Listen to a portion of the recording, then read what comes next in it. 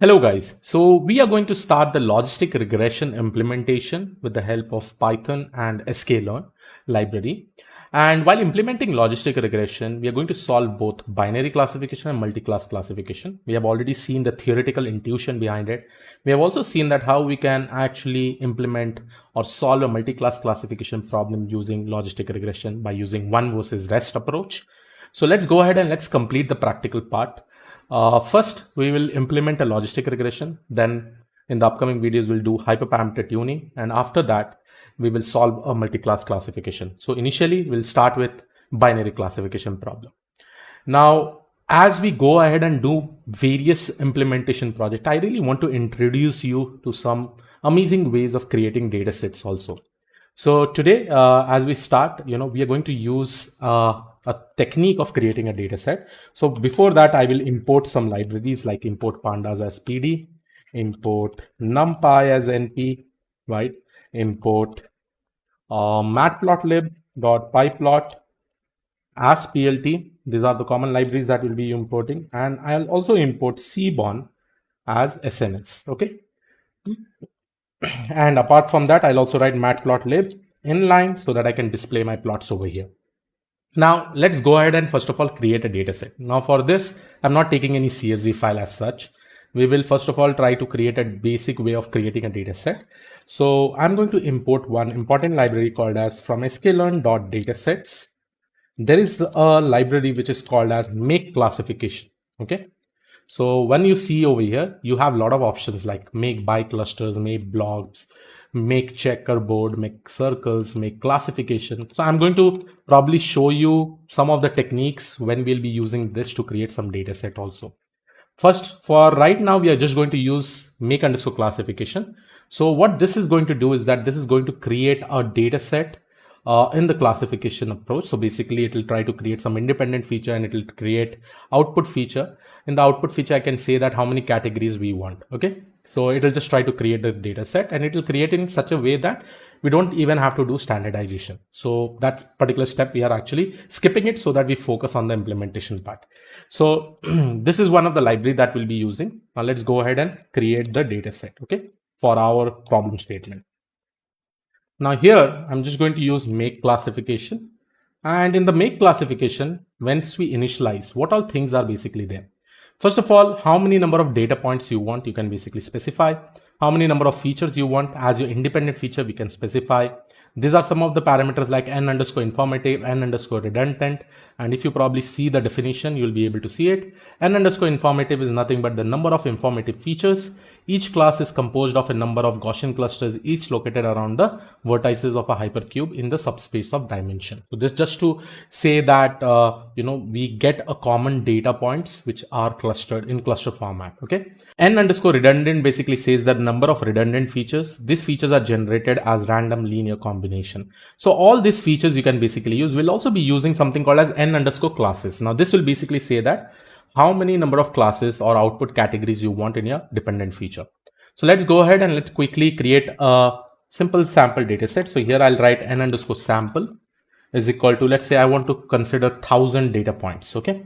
And then the next feature is that I will say, okay, over here, I will say n number of features. Number of features I can basically consider 10 features. I really want 10 features, let's say 10 independent features.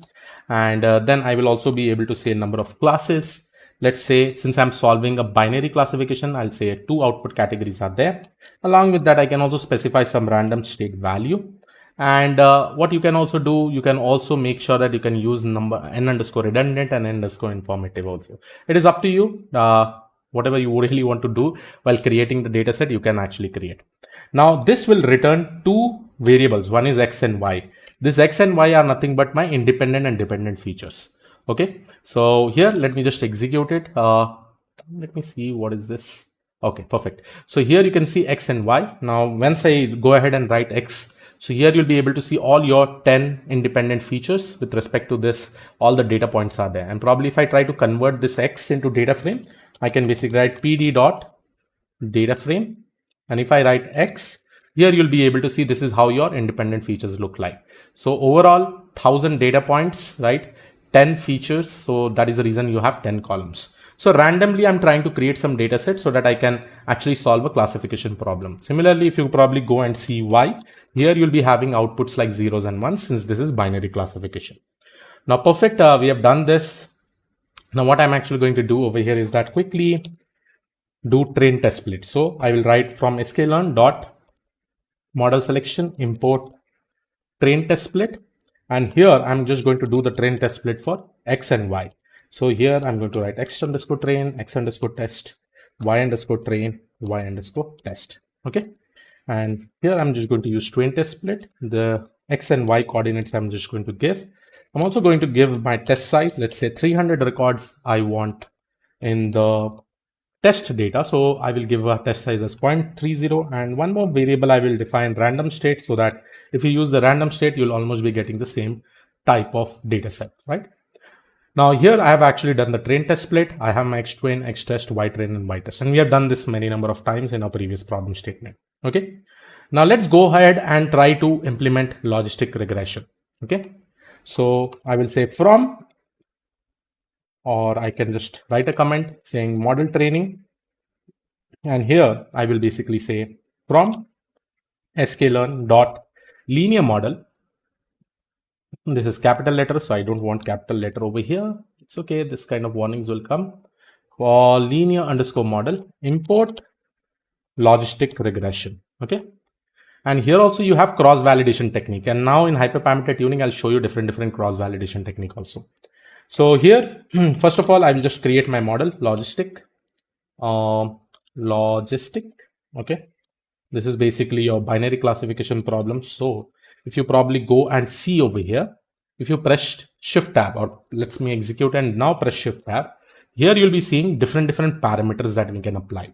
Now this penalty L1 and L2 norms can also be applied in logistic regression, like we did it for linear regression. Whenever we apply this L1 or L2 norms, it becomes ridge and lasso regression. Obviously, ridge is used for reducing overfitting, and lasso is basically for the feature selection purpose. So that penalty parameter also we can assign in logistic, because at the end of the day, we are creating a straight line to divide the points. Okay. And there are other features like total C. What is C over here? In ridge and lasso, whenever we try to use this L1 and L2 norm, there is one parameter which is called as lambda. This C is nothing but it is inversely proportional to lambda. As the C value increases, the lambda value decreases. Okay. So that is the reason the C value is there. Here you have all the other features like class weight. I'll also be talking about class weight. This class weight will be very much useful when you are having imbalanced data set, so that you can say that on which data set you should mostly focus on. Let's say if the number of output categories are 9:1 ratio, like it is like if you have 900 output categories as 1 and 100 categories as 0, so that becomes an imbalanced data set. So you can assign class weight also. Okay. And there are multiple parameters like solver, this and this. Right now, I'm not selecting any parameters. You can definitely check out all the parameters over here. I will just go and execute this. So whatever is the default parameter, that will get used. Now I will write logistic.fit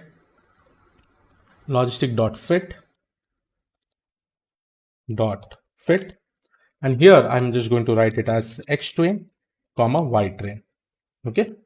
And then I execute this. Okay. Now, once I do this, that basically means my model is trained now. And now all I have to do is the prediction for my Y underscore prediction for my test data point, right?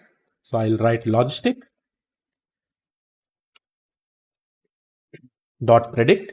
And if I probably give my X test data, here you'll be able to see all my pred, Y pred, right? I can basically see all my prediction data points.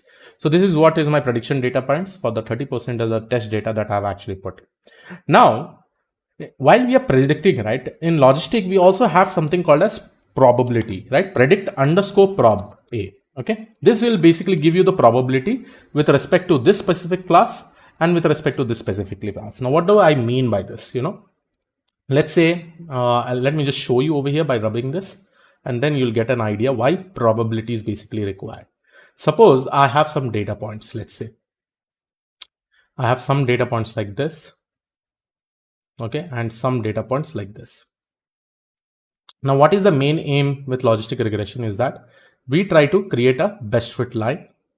And let's say that if we get a new data point, let's say this particular data point is somewhere here.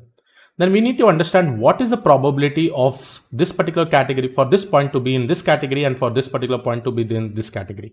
So that is the reason we use predict underscore prob. Okay. So if I probably use predict underscore prob, let me just show you, and probably give you the X test data. Here you'll be able to see I'll be getting in probabilities. Okay. Probabilities. And by default, whichever probability is the highest, that specific class will be in my output. Okay. And that is what it is done over here, right? So over here, you can see that logistic.predict, when I do an X test, I'm going to get that specific value. Okay. Now here also, you can see with respect to this specific outputs, I'm actually going to get over here. So no need to use predict probability over here. If you really want in probabilities all the values, you can basically use this. Okay. So I'm just going to remove this quickly, and no need for this particular case. Now the next thing is that we will try to see the performance metrics, and I hope I have discussed the performance metrics over here. So I'll say from sklearn.metrics, I'm going to import accuracy score. Again, from has become capital. That is the reason it is not coming. So here accuracy score. One is also I will be using confusion metrics, which I have discussed about this, and classification report, so that we can get precision recall and all. Okay. So first thing first, let's go and print our accuracy score. And here all I will be giving is my y underscore test, comma y underscore pred. Okay. And this will print my score. Okay. And then confusion matrix also I will try to show you. Since this is a binary classification, you'll get a 2x2 confusion matrix. So I'll write y underscore test, comma y underscore pred. Okay. And then I can also print my confusion matrix as CM. Okay. And finally, I'll also print the classification report. And here all I have to give is y test, comma y pred. Now this will basically give you a precision recall value and F score, whatever things you require. Okay, let's go ahead and execute it. So here I'm actually getting an 84% accuracy. These are my confusion metrics, and obviously you know that this is false positive, false negative, true positive, and true negative. This is my precision recall, and here we are also getting somewhere around 85%. Okay, along with the F1 score. Fine. So we have basically checked the performance metrics. We have checked all these things, and we are able to get the output. Okay. Now, one very important thing is that we have still not played with this any kind of parameters, right? These all parameters are there. How do we fix this?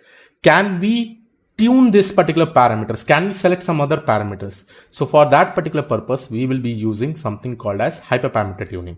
And that is what I'm going to cover in the next video, how to perform hyperparameter tuning, so that our model should be able to select the best attributes that are selected over here. And this particular attribute should be selected to train our model, so that we get a good accuracy and it does not lead to overfitting, because we'll be using this penalty parameters, which is nothing but L1 and L2 norms. Okay. So yes, this was about logistic regression implementation in a simple, easier way, where I have actually created a data set, done the train test split, trained the model, and probably checked the confusion matrix where I'm getting a good accuracy. In the next video, we are going to basically see the hyperparameter tuning. Yes, I will see you all in the next video. Thank you.